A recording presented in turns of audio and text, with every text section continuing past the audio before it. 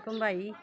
ਮੇਰਾ ਮੀਆਂ ਜਿਹੜਾ ਕਿਸੇ ਦੇ ਨਾਲ ਮਜ਼ਦੂਰੀ ਕਰਦਾ ਟਰਾਲੀ ਤੇ ਜਾਂਦਾ ਜੀ, ਤੇ ਇਹ ਮੈਂ ਕੁਆਟਰ ਲੈਣ 6000 ਕਿਰਾਇਆ ਦੇਈਦਾ ਆ ਤੇ 800 700 ਲੈ ਕੇ ਆਉਂਦੇ ਨੇ ਉਹ।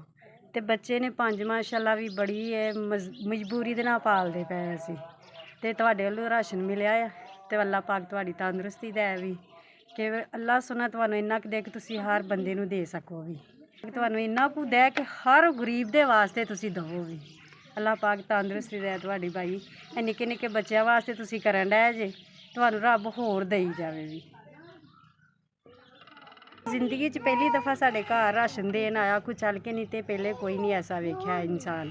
ਤੇ ਅੱਲਾ ਪਾਕ ਤੁਹਾਡੀ ਤੰਦਰੁਸਤੀ ਦੇ ਭਾਈ। ਤੁਸੀਂ ਇੰਨਾ ਆਵਾਮ ਵਾਸਤੇ ਕਰਦੇ ਪਏ ਜੀ, ਗਰੀਬ ਵਾਸਤੇ, ਕਿ ਅੱਲਾ ਸੁਣਾ ਤੁਹਾਨੂੰ ਹੋਰ ਦੇ। ਮੇਰੀ ਤੇ ਇਹੀ ਦੁਆ ਹੈ ਭਾਈ।